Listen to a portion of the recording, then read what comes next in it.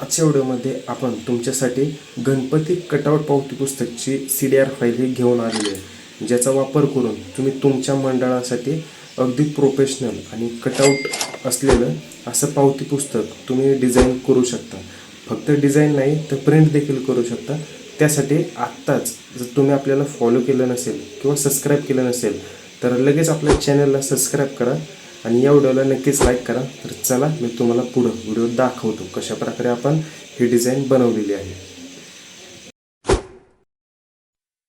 मित्रांनो, आपण आपल्या या डिझाईनची साईज तुम्ही बघू शकता. इकडे आपण CDR ओपन केल्यानंतर इथे 5.8 ही अशी आडवी साईज आहे आणि उभी साईज म्हणजे 8.3 A5 साईज आहे. आणि हे A5 साईज मध्ये आपण ह्याचं गणपती पावती पुस्तक कटआउट डिझाईन करणार आहे.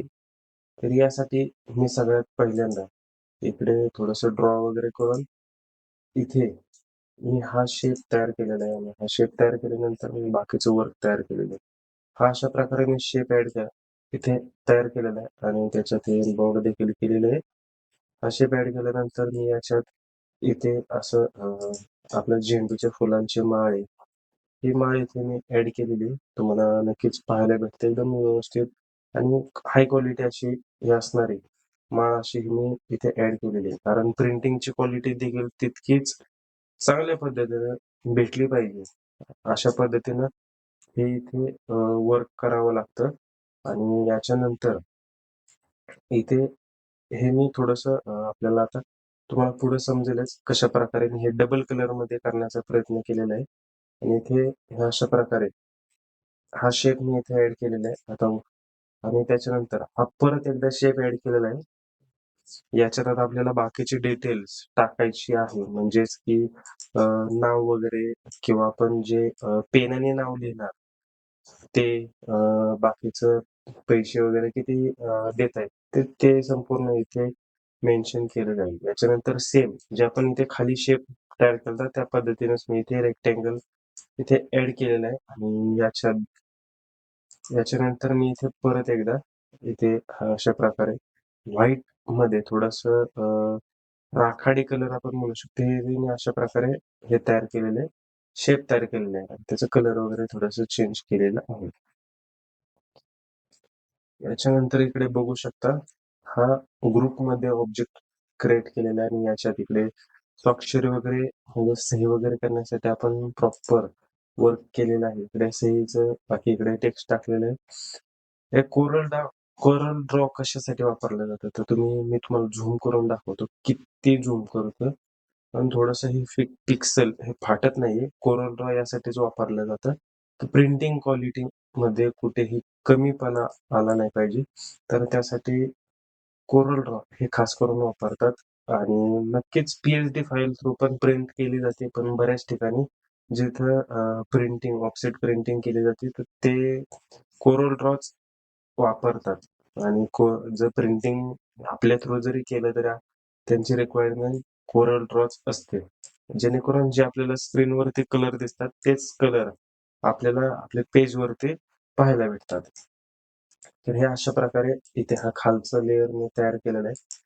याच्यानंतर इकडे परत एकदा हा बॉक्स करून इथे नंबर फॉर्मॅट मध्ये आपल्याला आकडा टाकण्यासाठी मी इथे स्पेस केलेला आहे. पिवळ्या कलर मध्ये त्याला बॉर्डर वगैरे करून इथे व्यवस्थित तयार केलेलं आहे.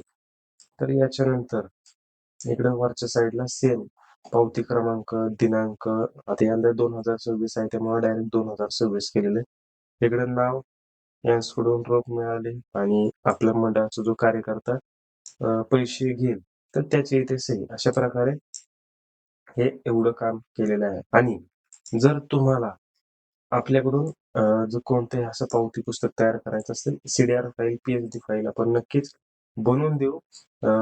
तुम्हाला कॉन्टॅक्ट डिस्क्रिप्शन मध्ये पाहायला भेटेल, तिथून तुम्ही माझ्याशी संपर्क करू शकता आणि तुम्हाला असे आकर्षक असं मी पावती पुस्तक तयार करून देईल.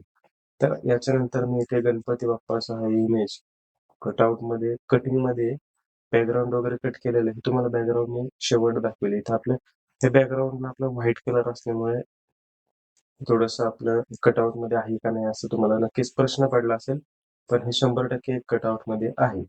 तर याच्यानंतर मी इथे सार्वजनिक गणेशोत्सव मंडळ वडगावचा महाराज आहे. अशा प्रकारे मी टेक्स्ट टाकलेलं आहे. त्याला स्ट्रोक इफेक्ट वगैरे दिलेला आहे. अशा प्रकारे मी नक्कीच एकदम उत्तम तयार केलेलं आहे. तुम्हाला कसं वाटतंय कमेंट करून नक्की सांगा. बाकी या व्हिडिओला जर तुम्ही अजून लाईक केलं नसेल तर नक्कीच लाईक करा. चॅनलला सबस्क्राईब केलं नसेल तर नक्कीच सबस्क्राईब करा.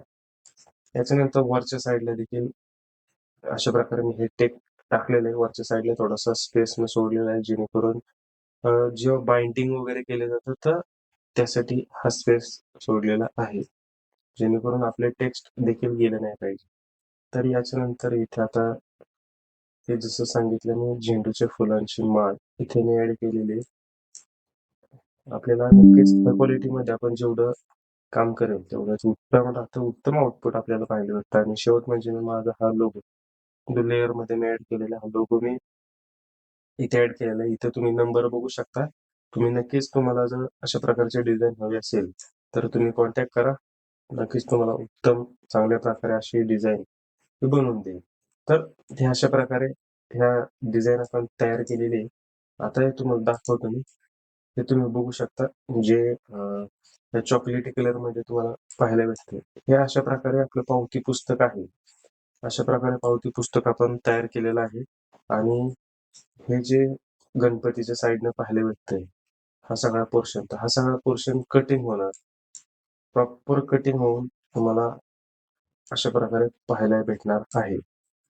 आणि याची डाउनलोड लिंक जर तुम्हाला पाहिजे असेल तर ती आपल्या डिस्क्रिप्शन मध्ये पाहायला भेटेल आणि त्यासाठी लागणारा पासवर्ड हा तुम्हाला व्हिडिओ दिलेला आहे. त्यामुळे ही फाईल तुम्ही डायरेक्ट डाउनलोड करू शकता आणि तुम्हाला तुमच्या मंडळासाठी जर तुम्हाला जमत असेल तर अशा प्रकारे आकर्षक पद्धतीने तुम्ही जस्ट नाव वगैरे चेंज करून या सीडीआर फाईलचा यूज करून तुम्ही नक्कीच करू शकता. तर मित्रांनो धन्यवाद. भेटू आपण पुढच्या व्हिडिओमध्ये. त्याचपूर्वी या व्हिडिओला लाईक करा. चॅनलला सबस्क्राईब केले नसेल तर नक्कीच सबस्क्राईब करा.